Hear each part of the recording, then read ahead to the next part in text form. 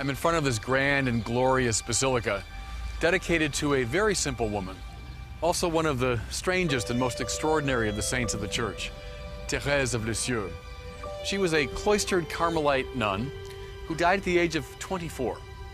At the time of her death, she was known only to her family and to the sisters in the convent. And yet, within a few years of her death, she had a worldwide reputation. She was declared a saint and eventually a doctor of the Church.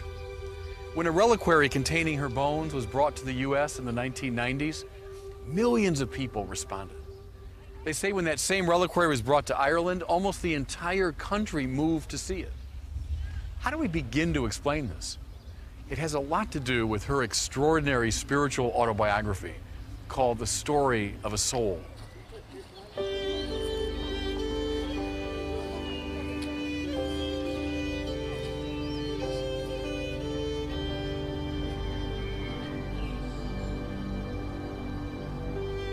I'll confess that when I first read The Story of a Soul, I didn't like it particularly. Like many others, I found it a bit overly sentimental, emotionally overwrought. And as a post-Freudian, I was only too willing to see evidence of neuroses and repressions. But then I noticed something. The number of truly great intellectuals who loved Therese. Think of Dorothy Day, Edith Stein, Thomas Merton, John Paul II, Hans Urs von Balthasar, just to name a few. And then when I was a doctoral student in Paris, my thesis director, Michel Corbin, a very brilliant man, was explaining one day to me how the French don't refer to Therese as the little flower as we do, but rather as la petite Thérèse, the little Thérèse, as opposed to la grande Thérèse, the great Teresa, who's Teresa of Avila. But then he added this. After many years of reading Thérèse of Lisieux, he said, I realize, elle est vraiment la grande Thérèse. She is truly the great Teresa. I realized I had to take a second look. She was born on January 2nd, 1873, the youngest child of Louis Martin and his wife Zélie, two extremely pious members of the French middle class. By her own admission, Therese's childhood was blissful. The youngest child, she was doted on by everyone, especially her father. He was her petit roi, little king, and she was his petite reine, little queen. Very early in life, she had the intuition that she would follow her sister Pauline into the Carmelite convent and become a religious. She never wavered from this resolution. The bliss of her childhood came to an abrupt end with the death of her mother in 1877, when Therese was only 4. Afterwards, she became withdrawn, moody, as she herself said, sensitive to an excessive degree. Her time at school in Lisieux was not pleasant, as she was picked on by her classmates. For the first time in her life, she felt herself, as she put it, weighed and found wanting. The full effect of her mother's death on Therese would appear when Pauline, her older sister and substitute mother, decided to enter the convent. Therese experienced a strange malady with both physical and psychological symptoms, some of them quite frightening. She would cry violently, suffer from severe headaches, fall into fits of shivering. Here is Therese's own description of this period.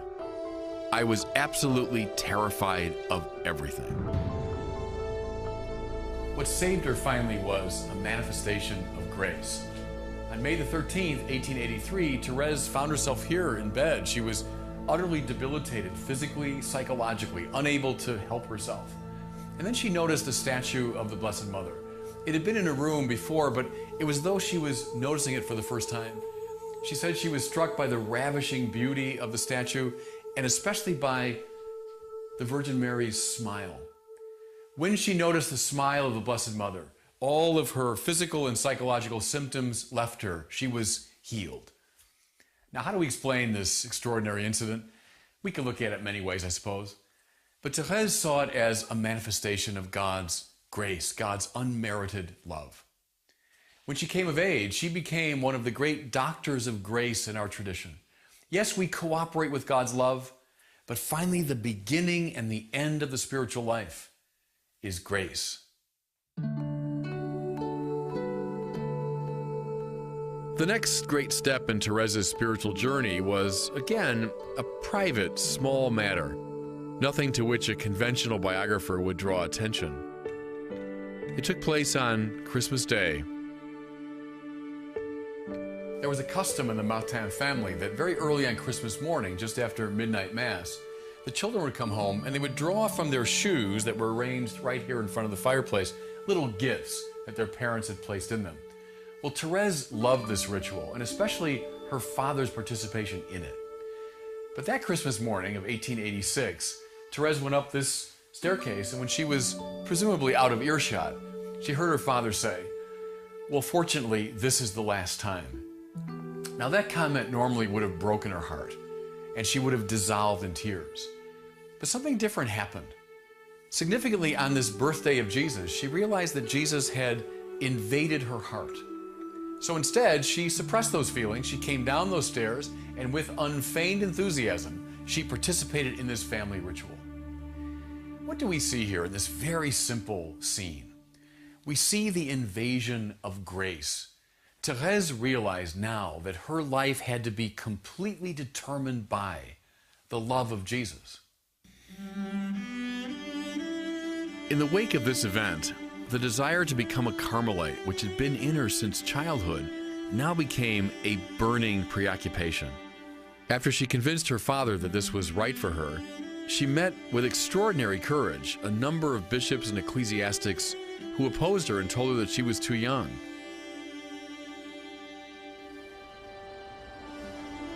But she resolved to bring the case to the highest possible court. She joined a group of pilgrims going to Rome, hoping to present her plea personally to Pope Leo XIII himself. On November 20th, 1887, Therese had her audience. Though she had been told to say nothing to the Pope, she blurted out, "Holy Father, in honor of your Jubilee, permit me to enter Carmel at the age of 15. The Pope smiled and told her to do what her superiors ordered. But she persisted, "Oh, Holy Father, if you say yes, everyone will agree." The Pope responded, "Go, go. You will enter if God wills it." At that point, still begging and weeping, she was carried off bodily by two papal guards.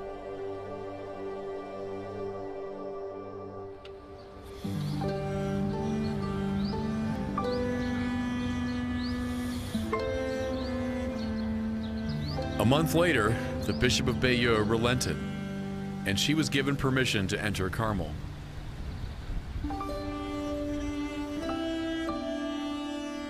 For the next 9 years, until her death at 24, Therese never left the confines of the Lisieux Carmel, living the simple life of a Carmelite religious. But in the course of those years, she began to cultivate a spiritual path that she came to call the little way. It was not the path of her great Carmelite forebears, Teresa of Avila and John of the Cross, not the way of spiritual athletes, but a way that any simple believer could follow.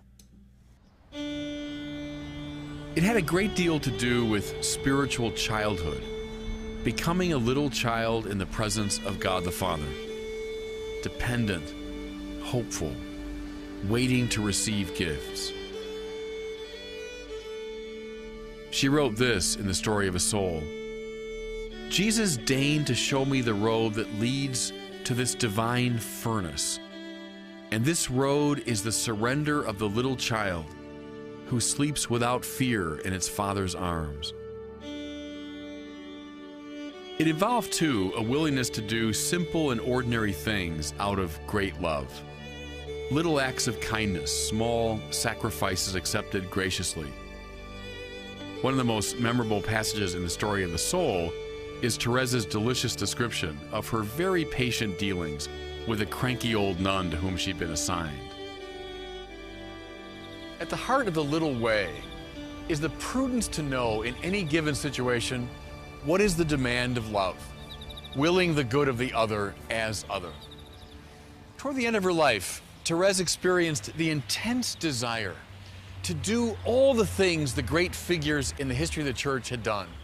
She said, I wanted to be priest, martyr, missionary, evangelist, and doctor. And then she thought, how could I possibly be any of these things in my little monastery here in Carmel?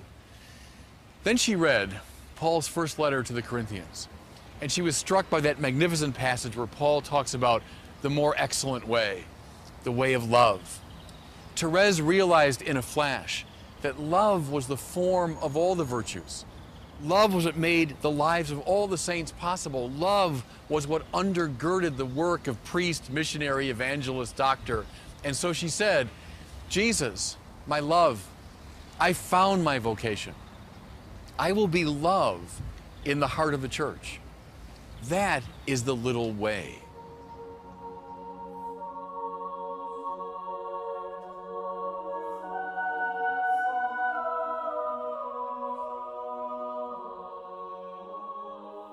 I mentioned at the outset how I, like many others, was initially put off by the overly emotional, sentimental style of the little flower.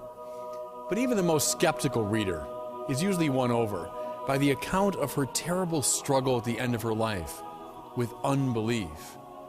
What began to plague Therese were doubts about the very existence of heaven.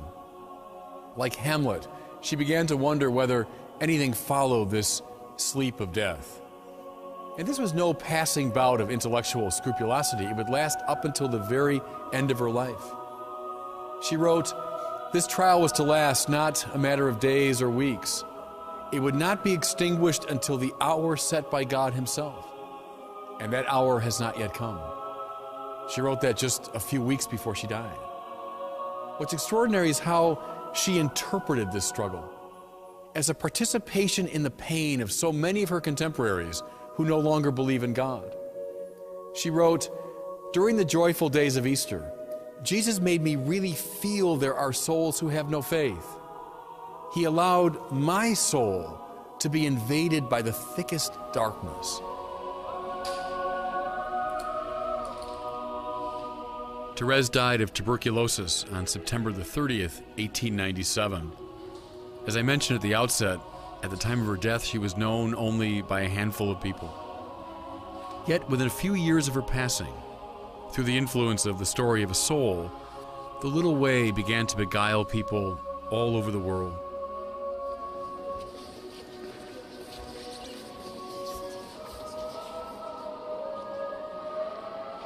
I spoke of Catherine Drexel's sanctity as a sort of elevated justice. We might characterize Therese's holiness as transfigured prudence. Prudence is a kind of moral know-how. The little way is prudence elevated and transfigured by the radicality of Christ's love.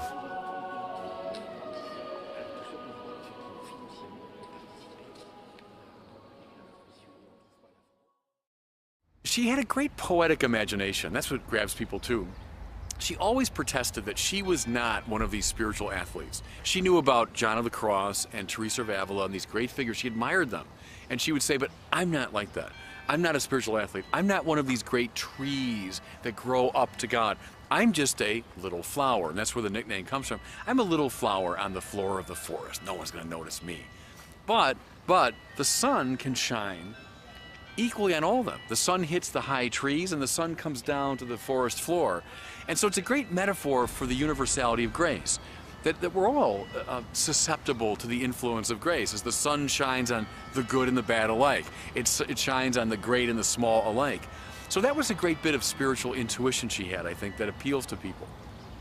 What about that analogy of, like, you said she lifted her hands up to God? Oh yeah, that's a splendid one, I think. It's beautiful, and there's kind of a wry smile behind it, because she again acknowledges the spiritual athletes, you know, oh, the really serious people, they're climbing their way up to God, and she admired them. But she also, with that little wry smile, would say, well, I'm just this little child, I can't climb the mountain, but I can raise my arms up like this, and of course, he's gonna wanna pick me up. And then she sort of winks at the spiritual athletes and says, and actually, I get higher than you, because he lifts me right up. It's that kind of perception that I think people find very moving and very attractive.